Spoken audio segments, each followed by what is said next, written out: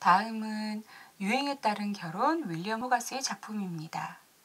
18세기 호가스가 활동하던 당시 영국에서는 기품 있고 우아한 생활을 유지하기 위해 돈이 없는 귀족들은 신분 상승을 꿈꿨던 신흥 부자들과 결혼을 하는 것이 유행이었습니다. 호가스는 이러한 부도덕한 결혼 세태를 풍자하기 위해 총 6점의 연작으로 구성된 작품을 내놓죠. 이 작품들은 부와 명예의 맞교환을 전제로 맺어진 정략 결혼의 현실을 잘 보여주고 있습니다. 영국 상류사회에 퍼져있던 정략 결혼으로 인한 불행한 결혼 생활을 신랄하게 비꼬는 작품을요. 첫 번째 도판입니다. 첫 번째 도판은 약혼입니다. 목발에 의지해야 하지만 화려한 황금색 옷을 입은 백작은 가문의 족보를 손가락으로 가리키며 혈통과 가문 자랑에 여념이 없습니다. 지참금도 두둑이 건네받고 있네요. 이 돈은 창밖으로 보이는 짓담한 신축 건물 완성에 쓸 예정입니다. 옆에 있는 남자를 볼까요? 안경 낀 붉은 옷의 남자는 상인으로 결혼 지참금 계약서를 읽고 있습니다. 상인 뒤에 있는 신부는 변호사와 대화 중이네요. 나중에 두 사람은 애인이 되는데 이를 암시하고 있는 것처럼 보여요. 백작의 아들은 거울만 보고 있을 뿐 결혼에는 관심이 없어 보입니다. 발밑에 앉아있는 두 마리의 개는 결혼의 상징인데 결혼식에 관심 없는 신랑 신부처럼 개들도 서로에게 무관심해 보입니다. 또한 목줄로 묶여있는 개의 모습을 통해 이 결혼이 자기의 의지와는 무관한 정략 결혼에 의해 묶이는 것임을 표현하고 있습니다.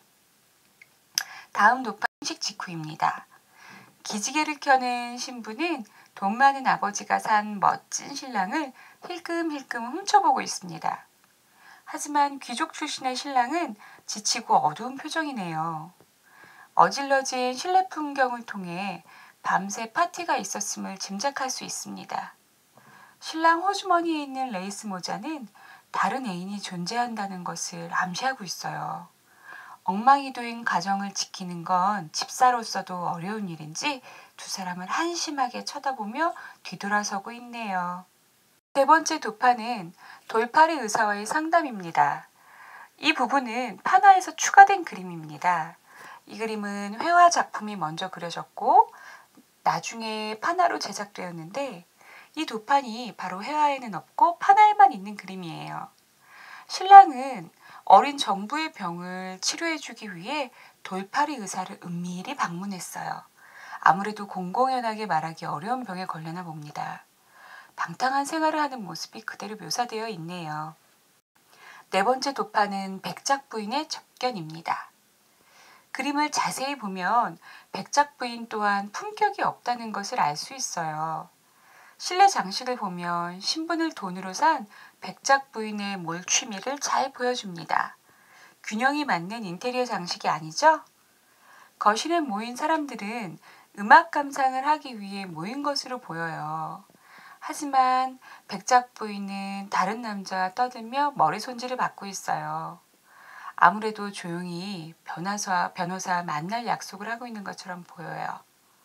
이처럼 물질적으로는 풍요롭지만 무료한 삶에 지친 백작 부인은 젊은 변호사와 불륜에 빠집니다. 애정 없는 결혼 생활에 지친 두 사람은 각자 애인을 두고 자유분방한 생활을 즐기고 있네요. 바람직한 모습은 아니지만요. 도판은 백작의 죽음입니다. 아내의 부정을 누진 채인 백작과 변호사는 결투를 하고 백작은 죽음을 맞이합니다. 변호사가 막 창문으로 도망치고 있죠. 백작 부인은 죽어가는 남편 앞에서 기도를 하고 있습니다.